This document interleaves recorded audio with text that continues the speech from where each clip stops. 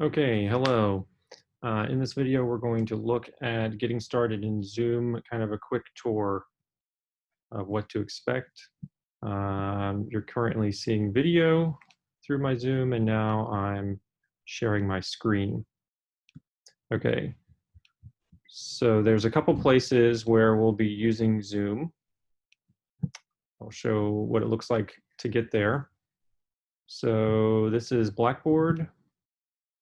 And if you go into your list of Blackboard courses, if you look at a course that you are in, go to Tools, down at the bottom, Zoom Meeting.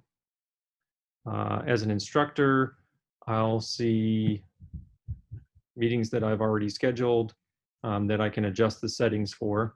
As a student, you'll only see meetings that your instructors have scheduled, and there will be a join link. Okay, so that's one place that you might see Zoom is in the lectures.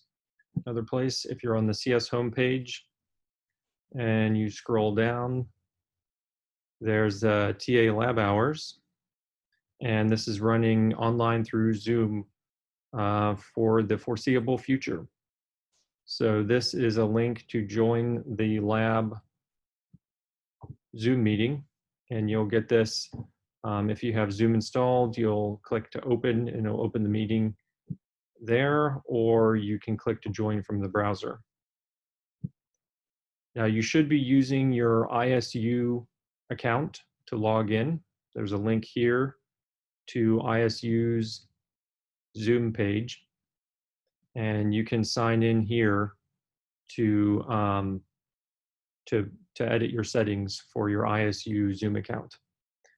The features work the best on Windows or Mac, so if you have Windows or Mac, you download the client and you run it through there.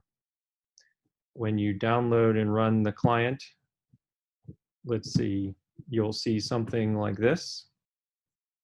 So home, I could click to join a meeting. If I had a meeting link to put in there, I'm currently in a meeting. You can also see your scheduled meetings if you've scheduled some. Over here, you can get to settings. Okay. When you're actually in the meeting, I am sharing a screen here so that you can see what I'm running on my computer, and I can switch between different programs, and you can see. So I can show you my code. If I want to look at your code, I'll go back to Zoom. I could stop sharing. So I would stop sharing and then ask whoever's going to share their code to click the button. When you click the button, you'll see a list of options.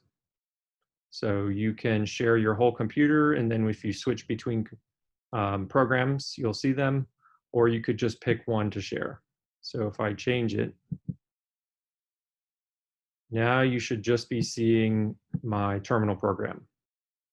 If I do something in the terminal program, then you can see it. If I go over to my web browser, you're not seeing what's in my web browser because I didn't share it. I could be doing things over here. You'll just kind of see my mouse move around.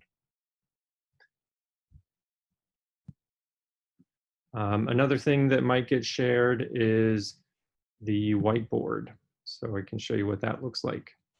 With the shared whiteboard, I could use this just like I would the whiteboard. So I could type some code.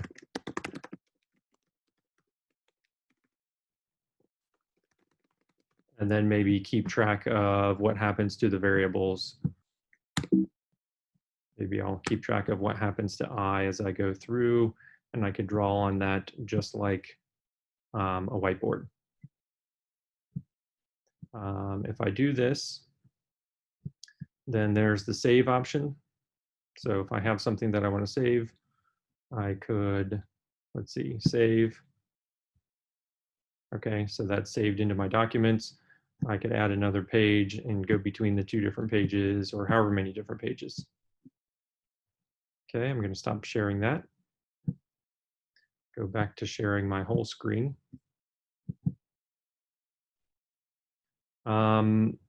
There's a couple things that you want to be able to click on. So there's a chat button where people can type messages and other people will see it.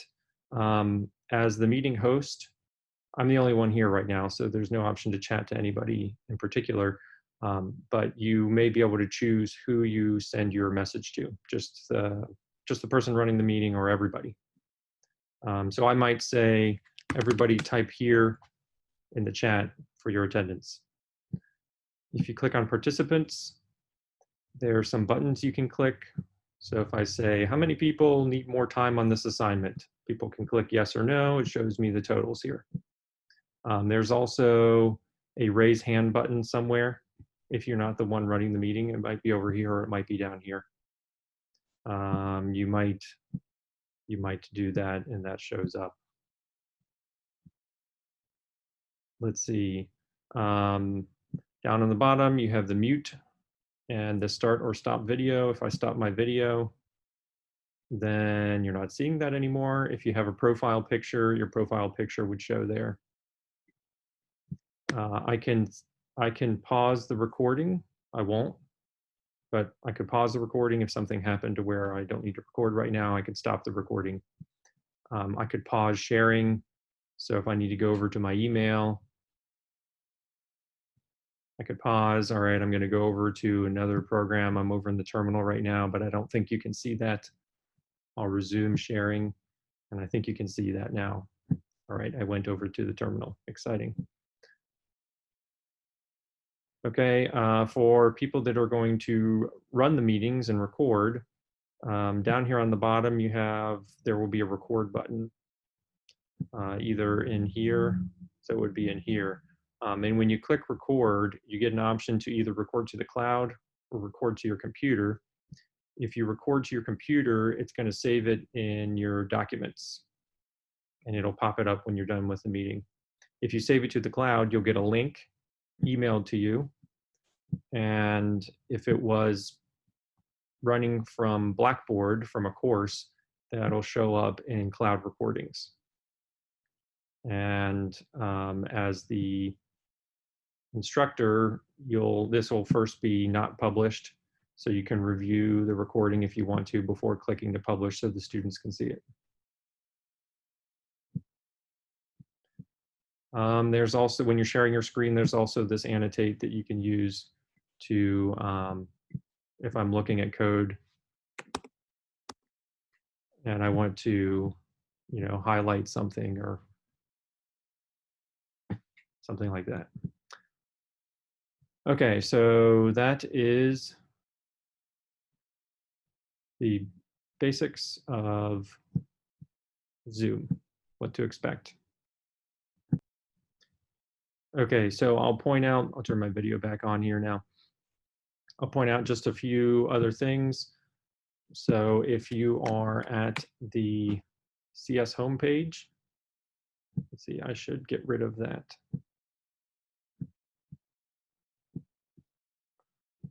Okay, if we're on the CS homepage and you go to the TA lab hours, this will be the link to join the lab hours online, and that'll only be open when there's actually somebody on duty, and there's nobody this week.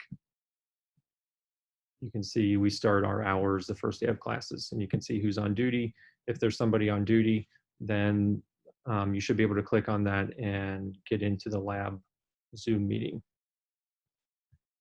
If you want to look at some extra information about different things you can do in Zoom, there's this in the CS Wiki. If you're at the CS homepage, there's a CS Wiki here, and that's just a collection of information. It's linked in from different parts of the web page, but you can search just for Zoom, and you'll see that on the page talking about the help lab, there's the information about using Zoom right now. And then there's also the second page here has a Zoom section that this is written for instructors about different things to point out that can be done If you're going to be using Zoom in a class, either as a student or as an instructor, then you probably want to go click on settings, look through all the different things. I have my virtual background here, so I could put a different one in because I'm sitting in a kid's bedroom right now. Okay, so you probably want to click through those settings, just scroll through to see different things that you might want to happen. Okay, and then so there's some settings there, and there's other settings. Let's see, view more settings is going to take you to this to log in on Zoom, and you click to log in with single sign-on. And you have to know that we are indstate-edu, or you could look it up. I'm already logged in. If you weren't logged in, you'd be asked for your username. For faculty, it'll be this kind of thing. For students, let's just pretend that I was a student, then you would enter in your jkinney@sycamores. Okay, and then there's going to be even more settings. There's just millions of settings here.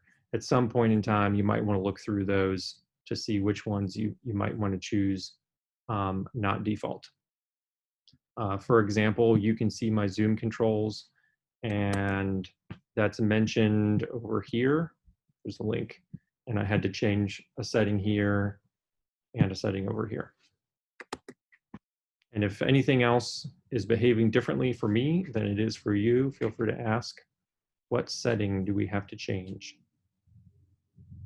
Okay, and just like anything else, if you're not sure how to do something, ask the internet. So Zoom show meeting controls. That's how I found out how to show meeting controls in Zoom.